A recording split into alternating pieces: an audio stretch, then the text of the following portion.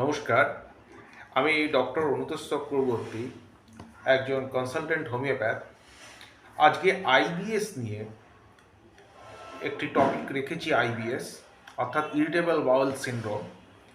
এর সাথে হোমিওপ্যাথিতে কি এটা কিওর সম্ভব, কিংবা এর ফেট কি বা ভবিষ্যৎ কি, যারা যারা আইবিএসে বা ইরিটেবল বাউল সিনড্রোমে ভুগছেন, সেই সম্বন্ধে আজকের টপিক।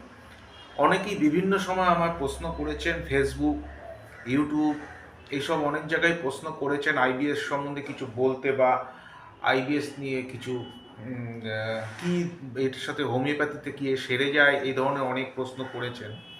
আজকে কিছু কিছু আমি এখানে উত্তর দেব। আপনারা জানেন যে আমি কনস্টিটিউশনাল ট্রিটমেন্ট করি এবং সিঙ্গেল মেডিসিন প্রেসক্রাইবার।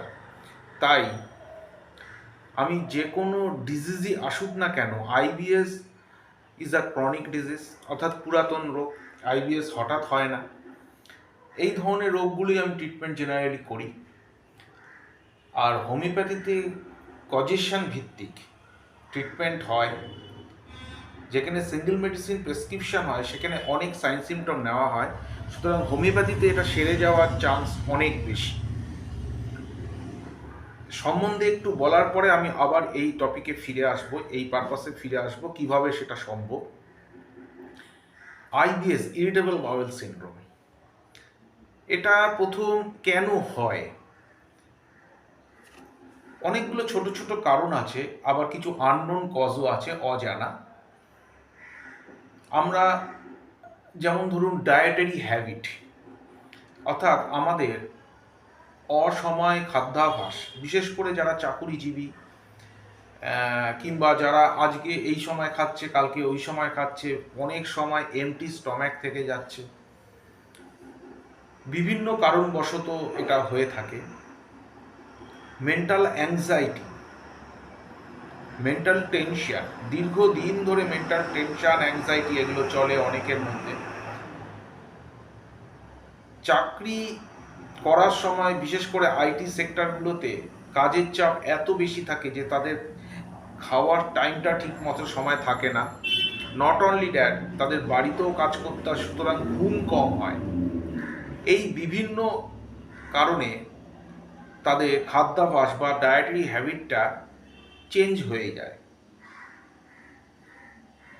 এই চেঞ্জ হওয়ার পেছনে যে আমি এখন খাচ্ছি না ওই খাচ্ছি, মানে তখন খাচ্ছি, এরম না। এর পেছনে কজেশনটা হচ্ছে, মেন হচ্ছে তার কর্ম, তার মেন্টাল অ্যাংজাইটি, মেন্টাল টেনশন, দীর্ঘদিন ধরে এগুলো চলছে। একটা জিনিস আপনারা দেখবেন, যারা ডিপ্রেশনের রুগী কিংবা মেন্টাল টেনশন অ্যাংজাইটি বেশি হয়, মানে বেশি ভোগেন, তাদের কিন্তু অ্যাসিডিটিও বেড়ে যায়, শরীরে অ্যাসিডিটি বেড়ে যায়। কারণ নিউমোগ্যাস্ট্রিক নার্ভ, যেটা আমাদের ইয়েতে স্টমাকেও যেটা দেওয়া হচ্ছে, branch of vagus, 10th cranial nerve, এটা ইরিটেট করে। সুতরাং যে আমাদের যে যে অ্যাসিড সিক্রেশন যে সেলগুলো পড়ে থাকে, সেই সেলগুলোকে ইরিটেট করে, বেশি অ্যাসিড সিক্রেশন হয়। যেমন বেশি যদি কেউ স্মোক করে, তার অ্যাসিড সিক্রেশন বেশি হয়। অনেকক্ষণ যদি খাওয়া পেটে না থাকে, তাহলেও গ্যাস অ্যাসিডের প্রকোপ বেড়ে যায়। কারণ আমাদের গ্যাস্ট্রিক এন্ট্রিন টাইম হচ্ছে 2 থেকে 2.5 ঘন্টা। 2 থেকে 2.5 ঘন্টা পর পর আমাদের কিছু সামান্য খাদ্য হলেও খাওয়া উচিত।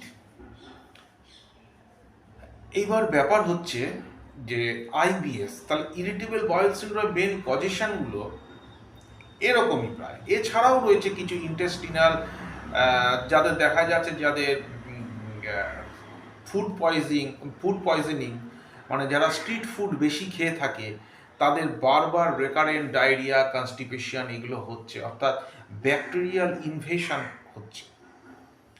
জেনারেলি আমাদের ইন্টেস্টিনে ব্যাকটেরিয়া, ভাইরাস, ফাঙ্গি যাই বলুন না কেন থাকে, কিছু উপকারী অপকারী সব মিলিয়ে থাকে। কিন্তু যারা আইবিএসে ভোগে, পরীক্ষা করে দেখা গেছে তাদের ব্যাকটেরিয়া, ভাইরাস, ফাঙ্গির ভ্যারাইটি আমাদের নর্মাল মানুষের থেকে একটু আলাদা হয়। কারণ তাদের একটা এনভায়রনমেন্ট তৈরি হয় পেটের মধ্যে, যেখানে তাদের গ্রোয়িং হয়। কারণ দীর্ঘদিন একটা যে মানে সিস্টেম চেঞ্জ, তার যে প্রয়োজন, সেই মানে শরীরের যেটা প্রয়োজন সেই প্রয়োজনকে মানে কন্টিনিউ ব্রেকআপ করতে থাকছে দীর্ঘদিন ধরে, যার ফলে তাদের একটা শরীর একটা আলাদা এনভায়রনমেন্ট তৈরি হয়, যে আমাদের গ্যাস্ট্রো ইসোফেজিয়াল যে গ্যাস্ট্রো যে টোটাল যে আমাদের সিস্টেমটা, অর্থাৎ টোটাল যে আমাদের গ্যাস্ট্রো ইন্টেস্টিনাল সিস্টেম, সেখানে দেখা যাচ্ছে গ্যাস্ট্রো এন্টারাইটিস হচ্ছে, রেকারেন্ট হচ্ছে। এই জিনিসগুলোতে আইবিএস আস্তে আস্তে ডেভেলপ করে।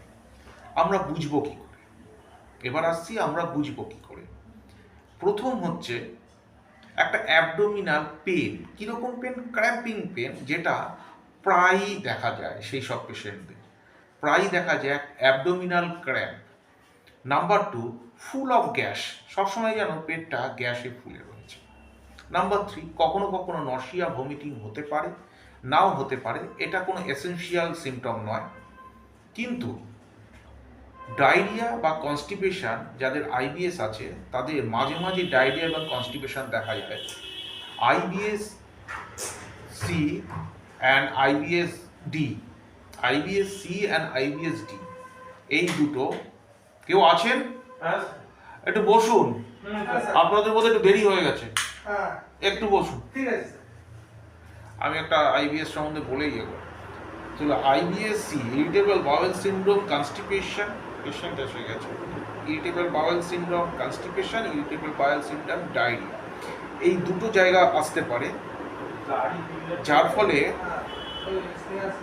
এই যে সিমটমগুলো বললাম, এই সিমটমগুলোতে আইবিএস এর পেশেন্টে দেখা যেতে পারে। অনেকে ভাববে যে chronic dysentery, long term dysentery চলছে বলে বারবার যেন একটা স্টুলিংয়ের প্রবলেম হচ্ছে, মনে হচ্ছে ক্যানট সেন্সেশন, যখন স্টুলিংয়ে যাচ্ছি তখন আমাদের স্টুলটা মানে যেন ফিনিশ হচ্ছে না, আরেকটু হবে, আরেকটু, এটাও ডিসেন্ট্রি, ক্রনিক ডিসেন্ট্রির সিমটম। আইবিএসও এরকম সিমটম কিন্তু আসতে পারে। কিন্তু ক্রনিক ডিসেন্ট্রিতে continue cramping pain, full of abdomen মানে গ্যাস ঘুরে যাচ্ছে, এরকম ব্যাপার স্যাপার থাকে না, এবং এটা কন্টিনিউ লং টার্ম চলে। তার পেছনে history, tension, anxiety, dietary habit, এগুলো মানে ভুলভাল ডায়েটারি হ্যাবিট বা অ্যাংজাইটি, টেনশন এগুলো থাকে না। তার পেছনে থাকে হচ্ছে আইদার অ্যান্টেমি বা হিস্টোলাইটিকা, প্রোটোজোয়া, ছত্রাক, অথবা থাকে হচ্ছে ব্যাকটেরিয়া। ডিসেন্ট্রিতে ব্লাড ডিসেন্ট্রি জেনারেলি ব্যাকটেরিয়ার জন্য হয়, আর এমনি মিউকাস ডিসেন্ট্রি জেনারেলি অ্যান্টেমি বা হিস্টোলাইটিকা একটি ছত্রাক বা প্রোটোজোয়ার জন্য হয়ে থাকে। এবার কথা হচ্ছে যে কী ধরনের খাদ্যাভ্যাস এই ক্ষেত্রে প্রয়োজন। জেনারেলি লিন মিট অর্থাৎ স্যাচুরেটেড ফ্যাটি অ্যাসিড বা স্যাচুরেটেড ফ্যাট খাওয়া চলে। লিন মিট মানে মুরগির মাংস হালকা করে খাওয়া চলে, ফিশ খাওয়া চলে, গ্রিন লিফি ভেজিটেবল খাওয়া চলে, এছাড়া যেসব ফ্রুটসে সুগার কম সেগুলো খাওয়া চলে। কিছু কিছু প্রশ্ন আছে এই ক্ষেত্রে রুটি ভাতের মধ্যে কোনটা বেশি ভালো। এক্ষেত্রে সবসময়ের জন্য রাইস হচ্ছে সবসময়ের জন্য ভালো। কোনো অ্যান্টাসিড বা কোনো প্যালিয়েটিভ মোড অফ ট্রিটমেন্ট বা কোনো রকম থেরাপিউটিক হোমিওপ্যাথিক মেডিসিন, এগুলো কোনোটাই আইবিএসে কাজ হবে না। ম্যানেজমেন্ট ফার্স্ট, সুতরাং তার ডায়েটারি হ্যাবিট ঠিক করতে হবে, এরপর কনস্টিটিউশনাল ট্রিটমেন্ট করে তার যত সিমটম সিমটম নিয়ে তারপর একটি মেডিকেশান করতে হবে অ্যালং উইথ ম্যানেজমেন্ট, তবেই গিয়ে আইবিএস ঠিকঠাক হতে পারে বা হওয়ার সম্ভাবনা অনেক বেড়ে যায়। তবে আমাদের যে জেনারেল যে ওয়ার্ক, আইটি সেক্টরে বিভিন্ন ওয়ার্ক, সেই ওয়ার্কগুলো আমরা ছাড়তে পারবো না। সুতরাং সেখান থেকে কন্টিনিউ একটা এক্সাজারেশন বা মেনটেনিং কস্ট চলেই আসতে থাকে, যার ফলে এই ধরনের ব্যক্তিদের আইবিএস সারতে একটু লেট হয়। ওকে, ধন্যবাদ।